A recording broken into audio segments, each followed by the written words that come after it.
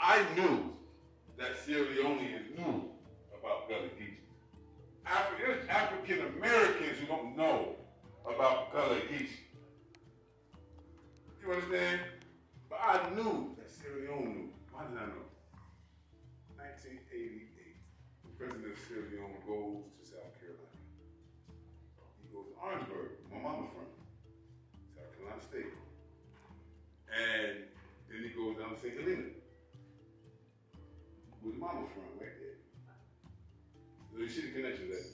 He went there, and he went on his first international diplomatic mission. He didn't go to New York. He didn't go to Washington, D.C. This is President Joseph Saidu Momo. He initiated this relationship. He was convinced that it was very important to go verify if these Gullah Geechee people really have the Salon culture. If they're Creole, if we can hear him. He went there, he talked Creole, he talked them back to him. Yeah, they made red rice for him, he said, this is Jollof. They made okra soup for him, he said, eat, you sabi okra. They said, eat, you sabi, huh? So, you have to understand, there's a very kinship bond that we find and we discover whenever Gullah Geechees and Sierra Leoneans encounter each other, regardless of ethnicity. In 2015, we formed a new community of ourselves called the Gullah Nation of North America. The process took months. We discussed it. At the time, Ebola was here. Ebola dropped in 2014. When Ebola hit, most of the people in the country didn't never hear the word before. I still remember youth asking me, what is Ebola? Big JC. What's not Ebola? Are you real? Some people never heard the word. So we took action. We started an awareness campaign. And me being an artist, I have a little history of music. We blended the music with the grassroots outreach and ran a campaign. We did media interviews and documented some of it. That campaign carried me to Corner Creek. I was in Guinea, Corner Creek, the capital of Guinea for 6 months. On the campaign there too, and then came out. And so during that time, we was like, yo, why is the African diaspora not responding? I'm watching social media, I'm seeing everybody, Pan-Africanism, yeah, Black Power. I'm like, yo, we over here dying, man. Ebola, man, just eat some cola. The people fast, tell them to fast. CMOS, what is CMOS? This is what they was telling us. I was here alone. And I reached out to the people in the Gullah Geechee corridor. I actually have reached out to the Gullah Geechee corridor months before I came here to see you. And with backslapped, get out of here, you're not down here, it's not your business. I came anyway. And I came looking for a group that was already here. Someone here right now today. But long story short, those of us who felt like we had a responsibility to try to do something for ourselves, we came together to do that. And in doing that, we realized that we needed our own autonomy. We needed our own ability to make our own decisions as a community. That we can't outsource that anymore. We can't rely on people who are bought and sold. I got a problem with that. That's not being African. That's weird. That's very weird. You disregard the whole history of our people there as if that doesn't matter. We're trying to escape that. Why? We're trying to escape who we are. The majority, listen, Brother Chris Cato always say, Sister Core always say, if you shake the African American family tree, Geechee gonna fall out. Now, for y'all who may not understand, Geechee is an identity that was stigmatized because we had an African can wear. We toted things on our head. We talked our own Creole. We was farmers. We grew our own food. We fished. We made our nets the same way you make them here today. We made our fanners the same way you make your fanners here today. We use the same tools and the same technology that you use here today to survive in America all the way up till now. Nothing has changed. Nothing has changed. So that is the essence of Gullah Geechee. And it's not an isolated thing. It's actually an inclusive thing.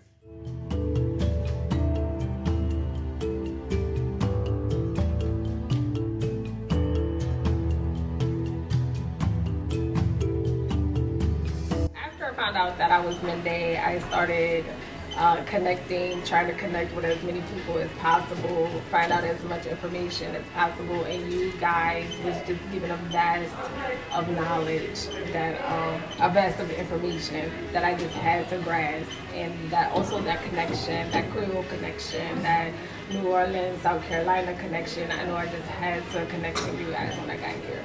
Wow. And what do you foresee yourself doing in the future for Sierra Leone? Yes. Definitely making a mark with the entertainment industry here, getting it up and running and creating Performing Arts Academy. Okay. And what does Sierra Leone mean to you? Sierra Leone means so much to me because now I'm getting all tongue-tied.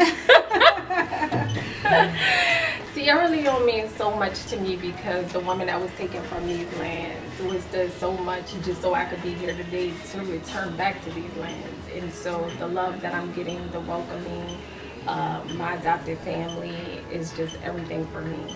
They're so protective, they're so loving, they're embracing, they just want to see you make it, and I just love it. So it means a lot to me, a lot to me. Yes. I mean, this is home. This is your home. Yes. So, and there's no place like home, right? Really, and you don't know it till you get home. You think That's you were true. home, and then That's true. You're like, wow, man, I'm home. It's crazy. I didn't know I would feel like that. I didn't know what to expect when I got here, and then I got here, and it was like, oh. Wow.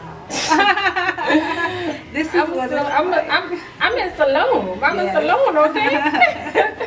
So thanks again for coming, and I'm looking forward to building with you in the future. Thank you, and I look forward to building with you guys. Yes. Thank you. Okay. Well, I found out that through ancestry, African ancestry, that my DNA results came back. I was Mende from on my mother's side. I doing my own DNA, but then I also did my grandmother's DNA and found out that my grandmother on her maternal line is also Mende. And this was your grandmother on your paternal side? Yes, that's my dad's. Wow, yes, that's my dad's amazing. grandmother. That just yeah. goes to show you how much, I mean, how connected we are. Exactly. You know, two different lines. and you Yeah, they still- come together, get married, and here you are, both of you Yes, Mende. right. Like they was in St. Village. Right, exactly. Now, Fembo marriage, So, how did you connect with the Leone Union? Oh, okay. So when I found out that I was Mende and I was from Sierra Leone, I started doing a lot of research online, you know, and I came across the YouTube videos with Chief O'Day, and I mean, he just gives so much information. There was so much that I did not know about Sierra Leone, and I found out a lot from him.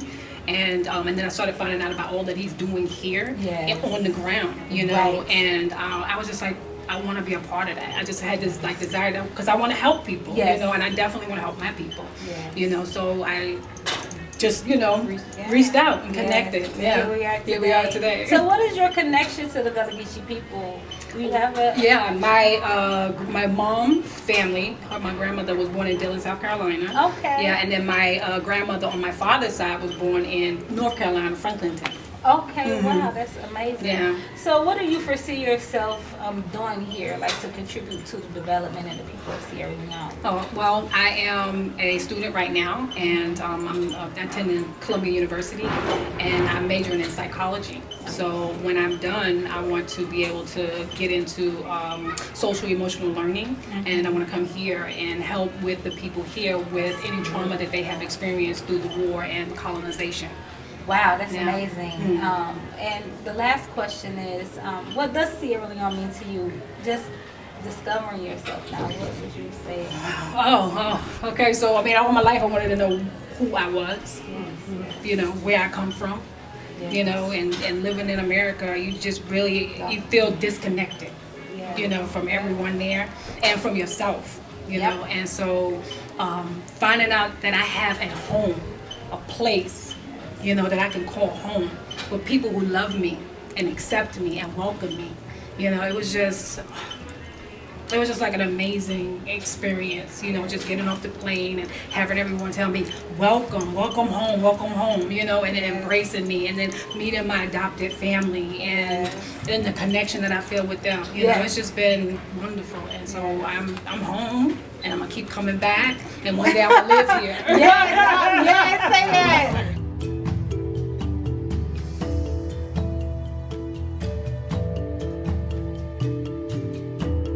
I wanted to come see the different initiatives that we're working on. I wanted to see them in person. Some of those being our Tools and Seeds campaign, also our Be Clean campaign.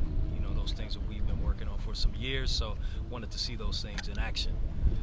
Also, personal reasons. My mom lineage traced back to here. So I wanted to come here and honor Mom. Mende Man. Gullah Geechee Mende Man. Yes, sir. We first landed here, or we got here last week, Thursday. So we've been here a little over a week. You know, of course, we've been enjoying Freetown, the beaches, and a little bit of nightlife here and there. But we've also had an opportunity to go to the interior and visit our village, Jamakoa. So, which was very powerful. The welcoming that we received out there when we pulled up, it was overwhelming. That I was one of the 59. There were 58 of us from the States, one sister from the UK, and it was a great but surreal experience. Wow. You know, meeting a head of state. You know, the Honorable Julius Matabele. You know, he hands you your passport. You know, with his hands. And he greets you by your name. You know, it's powerful. In terms of my vision, well, you know, as beautiful as Sierra Leone is, it needs a lot of development. I mean, that's real. And a lot of these major things, I can't tackle myself. But what I can do, along with GRMSL, you know, continue working on our farming program, make sure our people have food, you know, and help create something sustainable for them so they can, you know, create jobs, earn income, you know, by growing food and selling it at market, you know, and have enough to feed all the people. So that's what I'm going to continue working on, along with some other initiatives we have going on out there. In terms of a message to the diaspora, come home, y'all. Forget the scary stories. Like I've said many times, it's probably scary on your own block where you're at. I haven't heard one gunshot since I've been here. You won't, right? It's beautiful here. The people are warm and friendly. You know, are there struggles here? Absolutely. But you know, come on back. It's beautiful. It's real beautiful. As soon as I got here, it reminded me of Vero Beach, Florida, which is where a lot of my family is. And it's just the weather, the people, it feels like family. The freedom that you have and that you feel, you don't really know what it's like until you get here. And when you get here, it's like, wow, you know, I'm so oppressed in ways that I never thought I was. My best experience was actually going to King Jimmy. And the reason why is because it's such a beautiful historic site that we need to preserve. We, as in the diaspora, we need to take that in priority because it is where our ancestors not only left, but we came back to. And we have to understand how important that is for us to keep that circle complete. And right now, it is run down. It's junk in places. It's trash. And it really, it was my favorite place because it made me see where my work is needed, where my help is needed, my ideas are needed, you know. And oftentimes I know we love the mountains, we love the beaches, we love the food, and we get so romanticized by what we see and what we can do and feel and pleasure. And I feel like it's important for us to understand that we're going to have to endure the pain of the struggle, of lifting Salon, not just coming here for profit, to come here to see everybody uplifted. So one of the reasons why I enjoyed joining like GRMSL, Gullah Redemption Mission Sierra Leone, is because I believe in providing value first to gain the respect. You know, I like to work for what I'm given. So I first was like, okay, I'm come here, help build, help clean up, help create, you know, whatever we need. And also I see where I can be of assistance more is in the development sector when it comes to real estate and energy. Those are my two major things that I'm really the most passionate about, because we have everything we need here. And what we're missing is our people.